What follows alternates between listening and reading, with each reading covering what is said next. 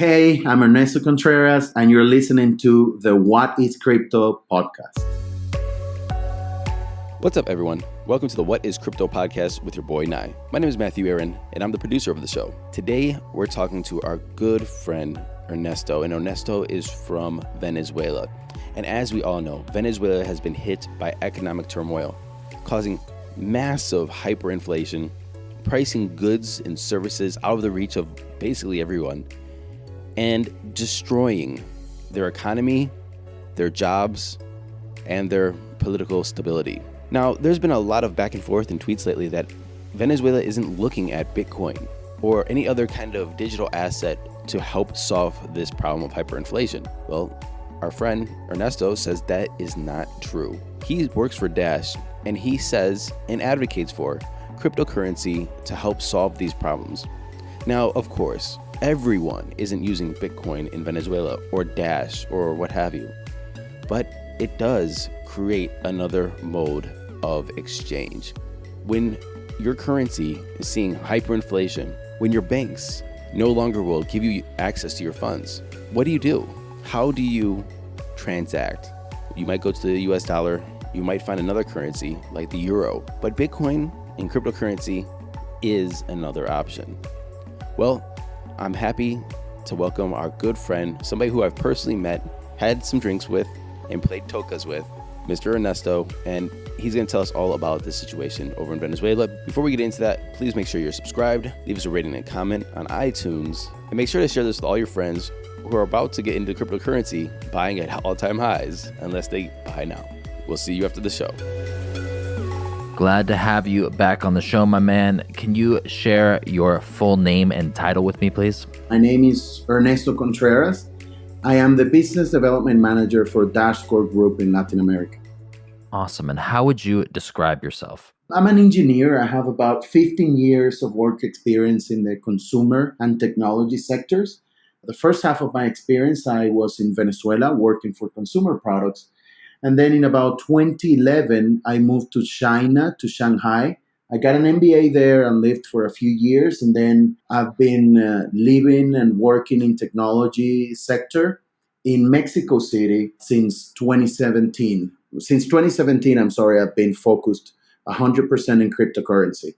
So it's been a great journey. I've grown a lot, and, having the opportunity to be in these different places of emerging markets has also shown me the way most of these markets grow. Now, I really want to talk about, obviously, cryptocurrency in relation to Venezuela. But before we even get into that, can you give a quick overview and a quick history of how Venezuela got to the emergency situation that it finds itself in now with the hyperinflation and the events that are currently occurring? Depending on who you talk to, you're going to hear very different explanations. My take on this is that Venezuela got to this terrible point of economy problems because of a lot of mismanagement that has happened for the past 20 years. I mean, it's been accelerated in the past 20 years, but honestly, the Venezuelan problems, they're very similar to most emerging economies. There's people that are managing the economy, and there's a lot of people being left out. And then during the past 20 years, those economic miscalculations were accelerated. There has been a lot of price controls, and it's all over history. It's a common denominator that when there's a price control, there's distortions in the economy. So price controls, government taking over, private sector doing whatever they can to survive, and that also increases the distortions of the economy. So it's a mix of many variables, but they all boil down to mismanagement of the economy. So the result of that is that right now, when people have bolivars in their hands, it's worth less every day. And then it's difficult to find the things you need. And, that has created all of the problems that we see on the news, from uprises in a part of the economy, that part of the population that wants to get out of the system, from all the shortages, from the hyperinflation, and into all the problems that we see. And I would like also to highlight that Venezuela is broken economically, but at the same time, there's a small group of the population that's living a very good life. And that is all part of the distortions that I've been talking about. You have a restaurant where a meal is 50, 60, $100, and then it's full. And outside, there's people looking for food in the garbage. So, the way I would describe Venezuela's current state is a very, very big distortion of what a economy should be. This question, how do you use crypto in your daily life, is sponsored by BMag. BMag.io. BMag, they write stories that inform, influence, and inspire the global blockchain cryptocurrency community. Thanks for asking about the real usage of crypto. I think that's a great question, and it's the one that's the most pressing. As I told you before, I am Venezuelan, but I live in Mexico. So I use crypto on a weekly basis, sometimes even more, to send money to my family and relatives. I use different ways to send crypto. Sometimes I send them crypto to the ones that are more technically savvy, and they spend it directly at places. And other times I use peer-to-peer platforms, which are the ones that are most useful in Venezuela. And I send the crypto to those platforms, most times Ethereum, sometimes Dash because of liquidity issues. And I cash out directly to my relatives' bank account in Bolivars. Other times I use it for paying goods and services. It's funny enough, I was realizing every month I'm having somebody in another country provide me some kind of design service, some kind of accounting service, or other types of service. And all the times I ask them to take Dash or take crypto, and they do it. So I use crypto constantly. And what I would like to use it in the future is, I would like, number one, that we have some improved banking services in the places where the economy is working good, because generally banks are not very efficient. They're not very good at providing good service. You want to get a card, you have to go to the location and you have to wait and you have to fill out a bunch of forms. And a lot of these things are happening very efficiently on the internet. And through cryptocurrencies, we can get a lot of frictionless support, and we can get a whole lot of better services. So I would like to have improved banking services. And of course, in the places where the economy is not going well, I wish for more adoption, and I wish that more people can learn and enjoy the benefits of using decentralized, very easy to use, effective money. So that's how I see the future coming. And now, back to Michael and his guest. Enjoy the rest of the show. So pretty much there's no distribution of wealth going on, or very, very little distribution of wealth. And the different tiers, the different economic classes are so extreme there that it causes for just distortion of the overall nature of how the country is running. Am I kind of following that correctly? Yeah, but I would like to state that these distortions have advanced so much that basically the middle class has been decimated. So most people are at least in some way poor. There's a lot that are extremely poor. And then there's a small percentage of the population. People are estimating that it's, between 5 to 10% of the population that have access to dollars, and they can afford some certain things. And within that 10%, there's probably, the 1% that are really wealthy because they have businesses and they're charging money in dollars, or they're connected to some large organization. And these people are doing very well. And that is the exact reason why you can see in some videos, these high-end bars in Venezuela that are full of people. They're not lying. It's just that these bars represent the very top of the population that are doing very well in a country where the vast majority are poor, are not having enough money to pay their food or pay their medicines. And that's why you see all these terrible stories on the news and on the videos and everywhere.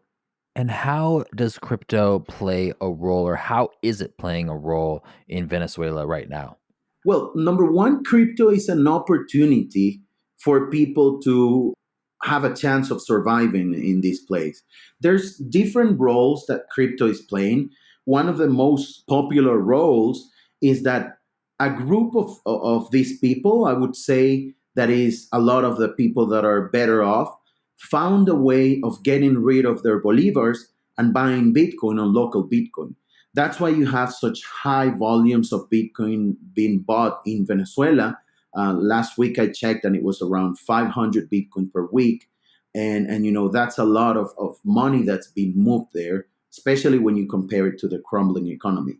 And then there's a smaller segment of people that has found that they can do international jobs and they can get paid 10, 20, 30, 50, $100 for a translation or for a few hours of teaching somebody online. And these freelancers are, the pioneers that have begun to receive crypto from abroad.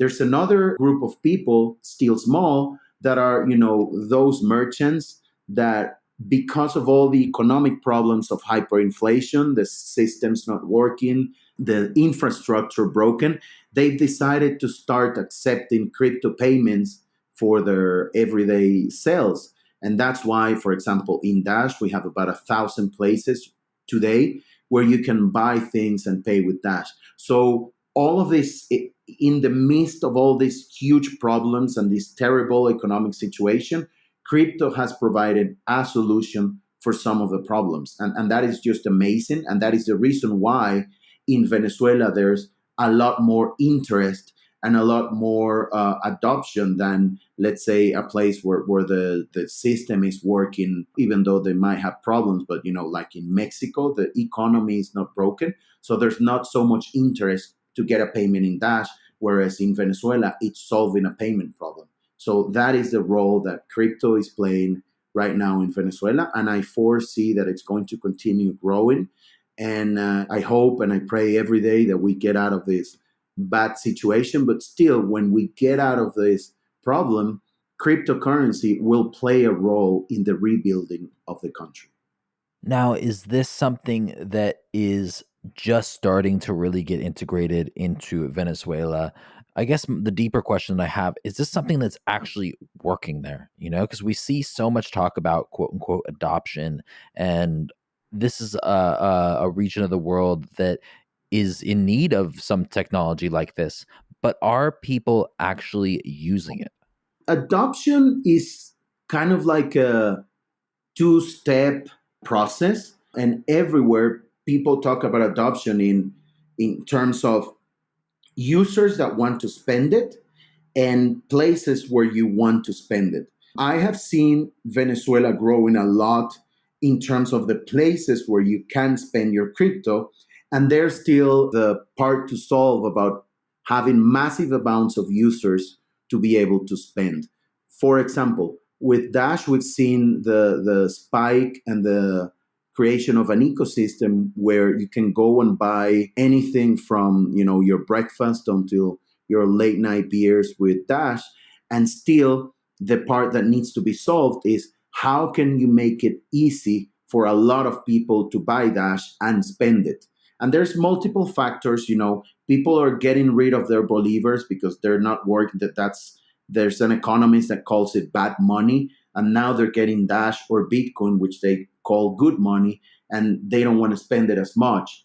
Also, it's not as easy to get rid of your bolivars and get this good money, so that creates friction. So there's a lot of questions that still need to be solved. From what I've seen in different merchants and partners that work with us, still the number of transactions in Dash and in crypto is around the low single-digit percentages.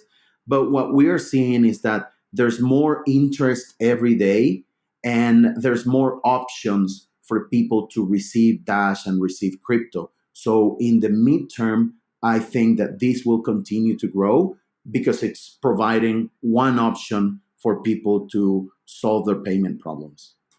Is Dash and cryptocurrency the only forms of a store of value that people are utilizing in Venezuela, or are other people looking towards, I don't know, other currencies such as the US dollar or gold or silver, precious metals, things like that in order to store value as well?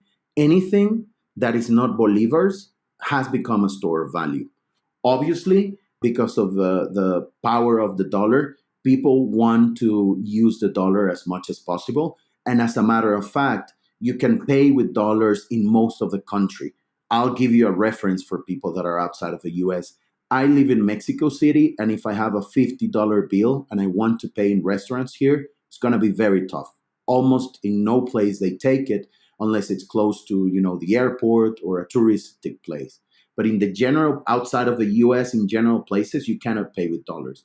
In Venezuela, you can buy a lollipop to a street vendor and the guy will take dollars. So dollars is definitely one of the store of values that people are using, but they've turned and they started using all types of stores of values, from gold. Yes, in certain parts of Venezuela, you can buy things with gold. And other people are, you get your paycheck and you go and you spend it all in whatever you can buy to store your value. That includes, a TV, which you might sell later, or non-perishable goods. I have some close friends that when they get their paycheck, they go to the supermarket and they buy a lot of things that they know they will use in the long term, such as oil, such as toothpaste, in order to get rid of their bolivars. Because if today, with your salary, let's say you could buy 10 liters of oil, you don't want to wait until next week when the price will increase and you will only be able to buy 5. So even food has become a store of value. And in comparison to these other stores of value, what's in your opinion, or what you've seen, the general use, like percentage wise, of crypto versus other stores of value? And following up with that question, how easy is it even to get crypto to utilize as a store of value? The percentage is very small. Like I mentioned, I would say in the low single digits in terms of usage. In terms of store of value, it's very hard to know because even in Venezuela, I mean, in Venezuela, it's the same as in other places where people won't talk about their holdings. So I would say that some of that 500 Bitcoin that are being bought every week on local Bitcoin is being used as a store of value. And like we said before, the one of the biggest obstacles to be solved now is that it is not easy to get access to crypto. Recently, if literally 2 weeks ago, there was the opening of the first crypto ATM in one of the largest stores in Venezuela, Traki. So, if you consider a place of about 30 million people, around 26 might be living there because there's about 4 million of us that migrated, and you have only one ATM. So that just describes how much there is for the access of cryptocurrencies. So there's a lot of infrastructure that's still needed to build. There's a lot of opportunity for entrepreneurs and people to develop solutions so Venezuelans can easily acquire cryptocurrency, because that's a solution for the payment problems and the store value problems that we're facing in the country. The final question that I have for you is, how can we, people on the outside, people who are not necessarily directly involved with the situation in Venezuela, how can we support? How can we help? Yeah, thank you for asking this question. I think with cryptocurrencies, there's the opportunity to help directly people there. I have found, and I've been researching this for quite some time, I always tell people that there's 3 ways they can help Venezuelans. Number one, by reading and listening to podcasts and understanding a bit of the reality and the real situation that's going on there. Option number two is by supporting a cause that you like. There's a Dash organization that's called Dash Text, and they made a software where you can give $1 worth of Dash every day to kids, and $1 provides breakfast for kids in schools. So just like there's Dash Text, there's a lot of other organizations. There's one that is run by a Bitcoin community, and they provide meals to people on the street. There's also Bitcoin Cash doing something similar. So there's a lot of opportunities for you to donate a little bit of money and help people in Venezuela. And the last option is there's about 4 million of us outside of the country, and many of us are selling food on restaurants and some on the streets. So if you don't have, a lot of time to research and spread the word about what's happening or cannot donate, at least you can go and have a Venezuelan meal in one of these many restaurants that are all over the world. And I'm sure a little bit of the money that you spend, buying your breakfast and buying your arepa will go for somebody's remittance and will end up feeding somebody in Venezuela. So I think there's different ways that people can help in whatever mean they can. And like I said in the beginning, I believe we all can make the world a better place if we take actions and if we do the things that we believe will make the world a better place. Well, I appreciate you taking the time to come on the show. It means a lot.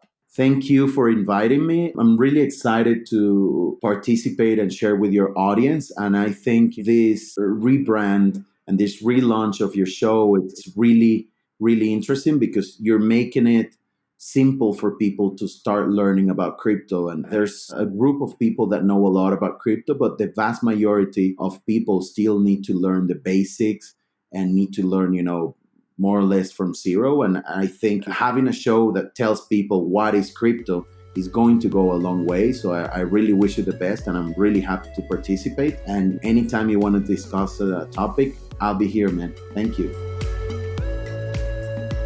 Thank you for listening to this episode of What is Crypto Podcast with your boy Nye. In this week's DYOR, Do Your Own Research, I want you to reach out to our friend Ernesto. Just follow him. Follow his tweets. See what he has to say. Somebody with this kind of experience, somebody with this kind of background and this kind of tie to an economic problem that we are all saying could happen, maybe in the United States, maybe in the UK, maybe in Europe, these developed countries had and experienced it in his own country. Now, of course, you're saying, oh, well, that's Venezuela, or that's Zimbabwe, or whatever country that experienced hyperinflation recently. Actually, Lebanon has experienced hyperinflation right now. They're threatening to lock the banks, so there isn't a run on the banks. And this never could happen in the United States. This never could happen in Europe. But people who've been through it also thought it never could happen in their hometown, in their country, in their city, to their family. Follow him on Twitter. His Twitter is in the show notes. And just get another perspective, some fresh eyes on the banking system, the global economy, and how digital assets play into the future. We'll see you in future episodes of the What is Crypto podcast with your boy Nye.